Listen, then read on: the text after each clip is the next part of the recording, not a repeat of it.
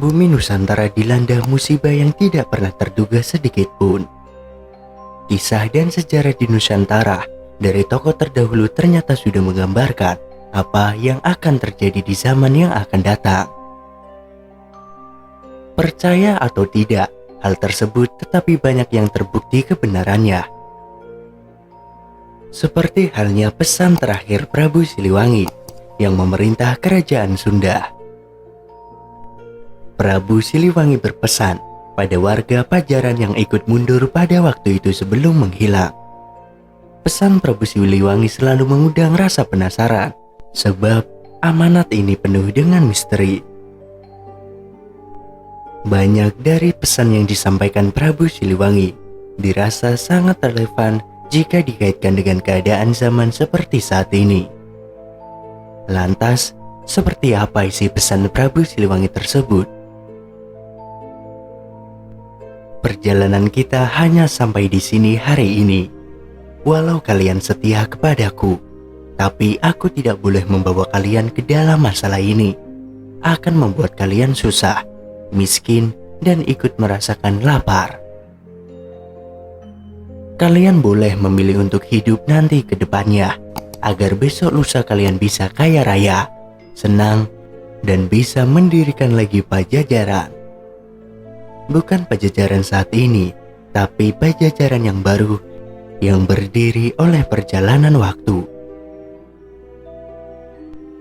Pilih, aku tidak akan melarang, sebab aku tidak pantas menjadi raja yang rakyatnya kelaparan dan miskin.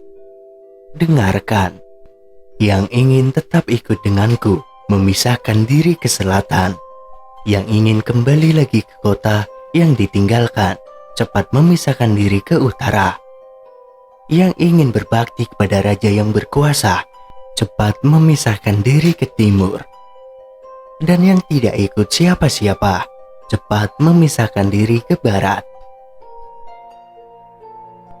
Dengarkan kalian yang di timur harus tahu, kekuasaan akan turun dengan kalian dan keturunan kalian yang nanti akan memerintah saudara kalian dan orang lain.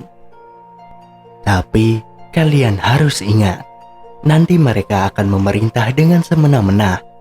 Akan ada pembalasan untuk semua itu. Silahkan pergi.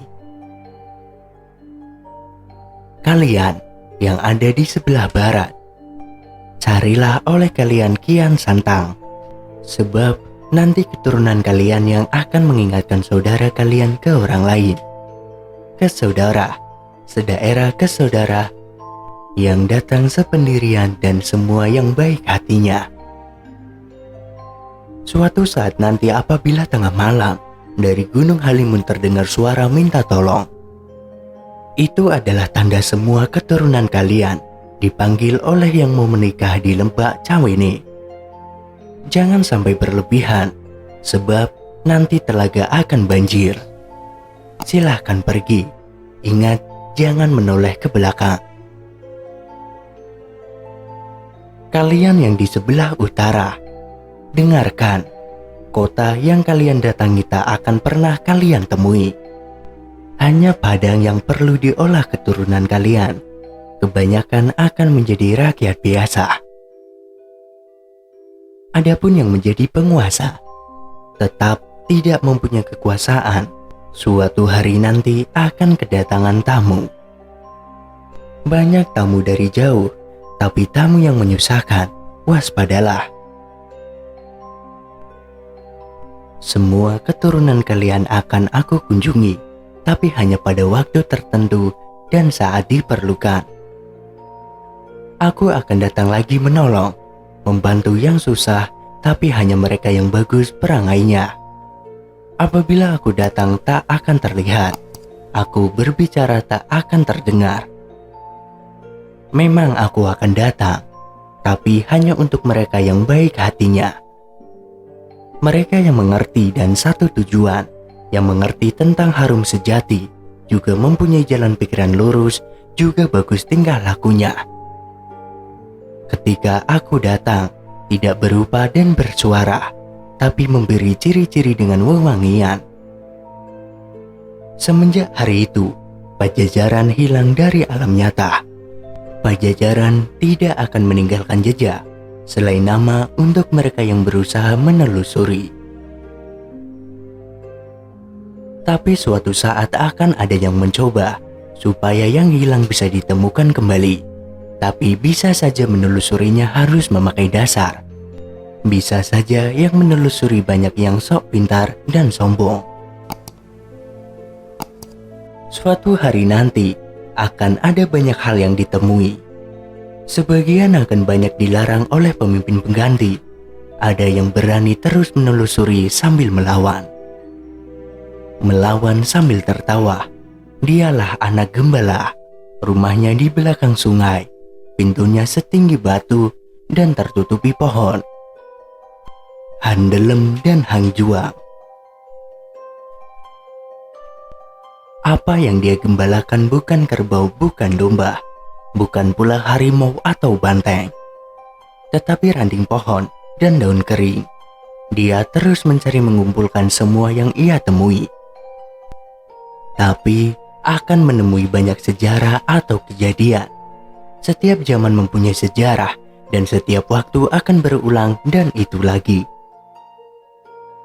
Dengarkan yang saat ini memusuhi kita akan berkuasa hanya sementara waktu. Tanahnya kering, padahal di pinggir sungai Cibateun.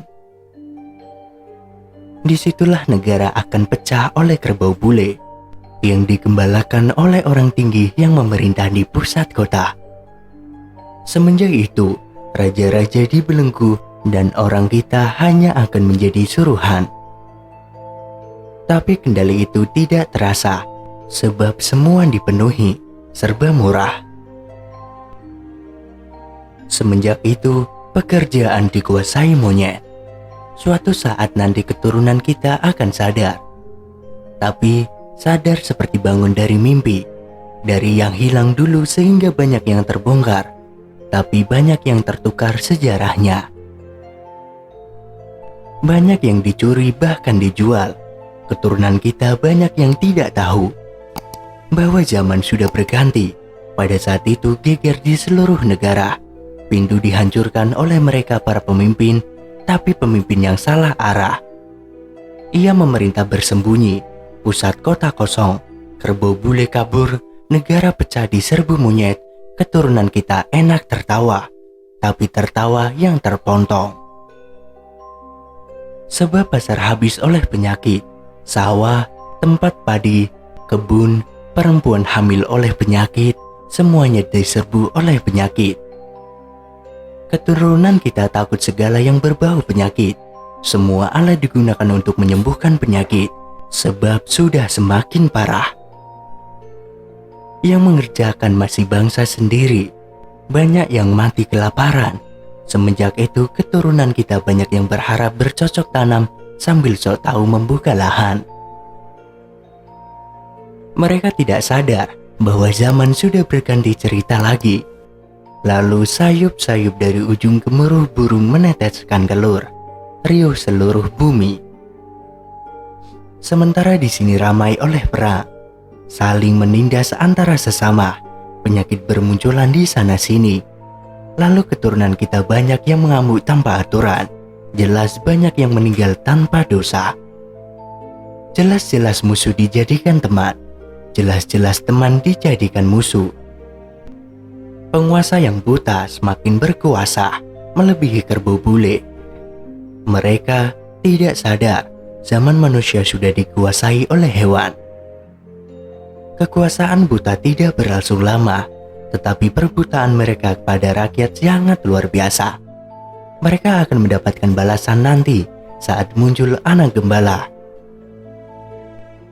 Di situ akan banyak huru-hara di satu daerah yang ikut-ikutan menyerobot dan bertengkar.